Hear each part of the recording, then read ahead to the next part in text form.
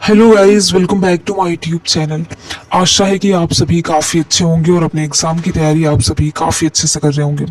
आज का ये वीडियो बहुत ही ज़्यादा इम्पोर्टेंट है। आज की इस वीडियो में हम यूपीएससी प्रीलिम्स 2025 के आंसर की और कट ऑफ को लेकर बात करने वाले हैं। साथ ही साथ री एग्ज़ाम का क्या कुछ हुआ उस पर भी हम बात करेंगे। तो अगर आप एक यूपीएससी एस्पिरेंट हैं और यूपीएससी एग्ज़ाम की तैयारी कर रहे हैं तो ये जानना भी आपके लिए बहुत ही ज़्यादा ज़रूरी है कि आखिर आंसर की को लेकर क्या कुछ चल रहा है। आंसर की जारी किया जाएगा या फिर उसी टाइम जारी किया जाएगा जैसा कि आयोग पहले से करता आया है।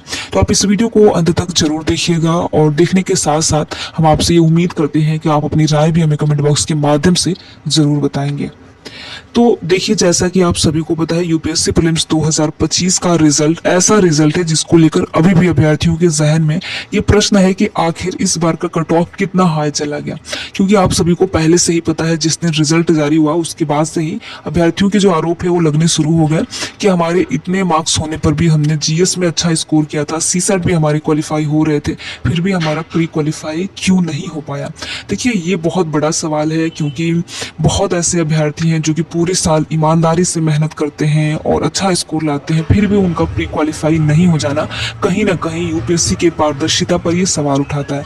तो ऐसे में देखिए क्या हो सकता है। जो भी अभ्यर्थी हैं, जो भी इस चीज़ से गुजर रहे हैं, उनके लिए यही है कि अगर कट ऑफ और आंसर की जारी हो जाता तो सारी चीज़ें क्लियर हो जाती। क्योंकि आप सभी को पता है, इन सारे प्रश्नों के साथ फिर से एक साल तैयारी करना ये आसान चीज़ नहीं है, बहुत ही मुश्किल होता है ये सारी चीज़ें। जबकि हमें पता ही नहीं कि कहाँ हमसे गलती हुई थी, हमने अच्छा स्कोर किया था, फिर भी हमारा प्री क्वालिफाई क्यों नहीं हुआ।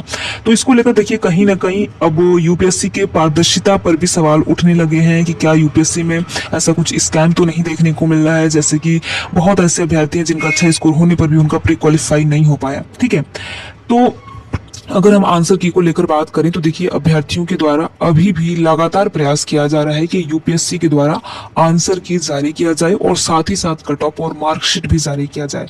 हाल ही में आप सभी ने देखा होगा, एक सांसद हैं जो कि संसद में उन्होंने इस चीज को उठाया था, अभ्यर्थियों के दर्द को उठाया था और ये कहा था कि आंसर की और एज कट ऑफ को लेकर उन्होंने बात कही थी कि ये जो है ये सारी चीजें जारी हो जानी चाहिए। आंसर की जो है वो रिजल्ट के 2-4 दिन बाद जारी हो जाना चाहिए। ठीक है, तो हालांकि देखिए, अब ये जो मैटर है ये सांसद तक भी पहुंच चुका है, हमारे पार्लियामेंट तक भी पहुंच चुका है और एक सांसद जी के द्वारा ये सराहनीय कार्य किया गया है। फिर भी देखिए, अभी वैसी चीजें देखने को नहीं मिल रही है जैसी अभ्यर्थी उम्मीद कर रहे हैं। अभ्यर्थी यही उम्मीद कर रहे हैं कि देखिए, आयोग के द्वारा आंसर की कट ऑफ और मार्कशीट जारी किया जाए। यानी जो आप रिजल्ट के टाइम करते हैं, जो आप फाइनल रिजल्ट के टाइम करते हैं, वही आप अभी कर देते तो कितना अच्छा रहता। अभ्यर्थियों का सीधा यही मांग है। ठीक है, तो देखिए, अगर हम आंसर की को लेकर बात करें तो अभ्यर्थी अभी भी लगातार यही प्रयास कर रहे हैं। चाहे आपको चाहे धरना प्रदर्शन करना हो या किसी के साथ अपनी बात रखनी हो, अभ्यर्थी यही प्रयास कर रहे हैं कि आंसर की टाइम से जारी किया जाए।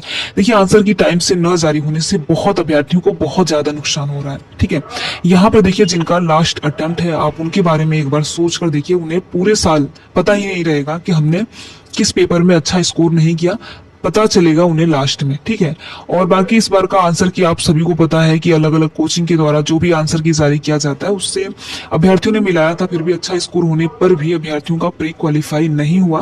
तो इसके लिए देखिए, अगर कट ऑफ एक बार जारी हो जाता तो सारी चीजें बिल्कुल क्लियर हो जाती और जिनको ये लग रहा है हमने अच्छा स्कोर किया है, और एक बार जब ऑफिशियल आंसर की और कट ऑफ जारी हो जाता तो उससे भी अभ्यर्थी चेक कर लेते, जिससे कि ये रहता कि उनको पता चल जाता कि नहीं, हमारे में कमी है, हमने इसमें अच्छा नहीं कर पाए या फिर हमें इस चीज में ज्यादा काम करने की जरूरत है। ठीक है, तो अभ्यर्थी अभी भी प्रयास कर रहे हैं कि आंसर की जारी किया जाए और कट ऑफ जारी किया जाए। तो आप भी एक यूपीएससी अगर एस्पिरेंट हैं और 2026-27 या जब भी यूपीएससी के एग्जाम देने के बारे में सोच रहे हैं तो आप भी देखिए, जरूर अभ्यर्थियों को साथ दीजिए। क्योंकि ये अभ्यर्थी जो भी लड़ रहे हैं, जो भी अपनी आवाज को उठा रहे हैं, ऐसा नहीं है कि केवल अपने लिए कर रहे हैं। इससे निश्चित तौर पर आने वाले अभ्यर्थियों को भी, जो 2027 में एग्जाम देंगे, 26 में देंगे, 28 में देंगे, उनको भी निश्चित तौर पर इससे फायदा होगा। ठीक है, तो जो भी अभ्यर्थी हैं, अगर आप यूपीएससी एग्जाम की प्रिपरेशन करते हैं तो आप इन अभ्यर्थियों का जरूर सहयोग कीजिए और ऐसी जो भी वीडियोस है आप उनको, अगर आपको वीडियोस ठीक लगे तो आप लाइक और शेयर जरूर कीजिए। ठीक है, जिससे कि अधिक संख्या में अपनी आवाज को अधिक लोगों तक पहुंचाई जा सके। तो आंसर की को लेकर देखिए, फिलहाल यही अपडेट है कि अभी तक तो आप सभी को पता है कि आयोग के द्वारा ना ही ऐसी कोई ऑफिशियल अपडेट अभी जारी किया गया है। कम से कम देखिए, आयोग को इतनी जिम्मेदारी बनती है कि इतने अभ्यर्थी हैं और इतने सालों से अभ्यर्थी यूपीएससी एग्जाम की प्रिपरेशन करते हैं, अभ्यर्थी इसमें अपना समय लगाते हैं, धन लगाते हैं, कम से कम आंसर की तो टाइम से जारी हो जाए। चलिए, ये नहीं कोई बोल रहा है कि आप एग्जाम के 2-3 दिन बाद जारी कर दीजिए, कम से कम आप रिजल्ट देने में आप 14 से 15 दिन का समय लेते हैं, उसी टाइम आप जो है वो आंसर की जारी कर दीजिए।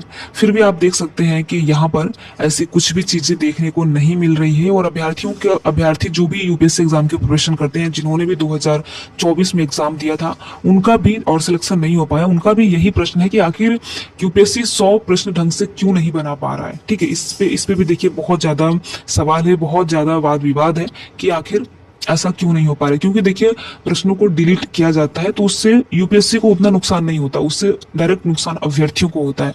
आप समझ सकते हैं कि अभ्यर्थियों के कितने पॉइंट पर अभ्यर्थी छट जाते हैं, वहां पर उनका सिलेक्शन नहीं हो पाता है। तो यहाँ पर 3-4 प्रश्नों को डिलीट करना, आप खुद भी सोच सकते हैं कि अभ्यर्थियों के साथ ये किस लेवल का स्कैम किया जा रहा है।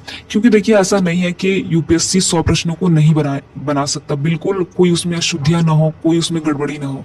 और 2025 का भी आप सभी ने पेपर देखा होगा, कई ऐसे प्रश्न थे जिनके 2 ऑप्शन सही लग रहे थे कि ये भी हो सकता है, ये भी हो सकता है। हालांकि देखिए, इस बार भी यानी जब यूपीएससी के द्वारा 2025 का फाइनल आंसर की और कट ऑफ जारी किया जाएगा, तो आप देखेंगे कि उसमें भी कई सारे प्रश्नों को डिलीट या फिर ड्रॉप किया गया होगा। क्योंकि इस बार का जो कट ऑफ है, ये संभावना थी कि बहुत ही कम जाएगी, यानी 2023 के लगभग 23 से थोड़ा ज्यादा कट ऑफ जाएगी, 24 के बराबर तो कट ऑफ नहीं जाने वाली थी।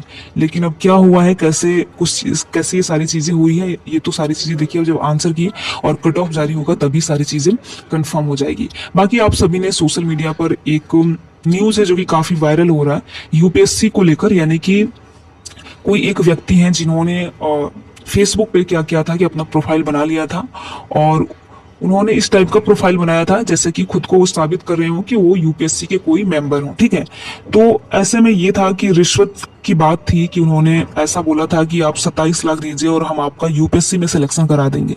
बहुत सारे अभ्यर्थियों को ऐसे प्रस्ताव आए थे, लेकिन उसमें से आप सभी को पता है कि ये सारी चीजें जो है, इस पर विश्वास करना बहुत मुश्किल होता है। लेकिन एक लड़की के द्वारा इन सारी चीजों पर विश्वास कर लिया गया और लड़की ने आईएएस बनने के लिए उसने 27 लाख की रकम दे दी थी और बाद में ये सारी चीजें निकलकर सामने आई है। तो कहीं ना कहीं देखिए, ये सारी चीजें किसी पर ऐसे विश्वास कर लेना, ये सारी चीजें यही दिखाता है कि यूपीएससी पर जो अभ्यर्थियों का विश्वास है वो धीरे धीरे कहीं ना कहीं इनके इस तरीके से, जैसे कि इतना ये लोग सख्त दिखा रहे हैं, जैसे कि आंसर की जारी ना करना, कट ऑफ जारी ना करना, कुछ भी चीजें नहीं बताना। जल्दी मैंने आप सभी को बताया था, एक अभ्यर्थी ने आरटीआई फाइल की थी आंसर की को लेकर, ये सारी चीजों को नकार देना कहीं ना कहीं यूपीएससी के पारदर्शिता पर ये सीधा सवाल उठाता है और इसी चक्कर में अभ्यर्थियों इन सब चीजों में फंस जाते हैं।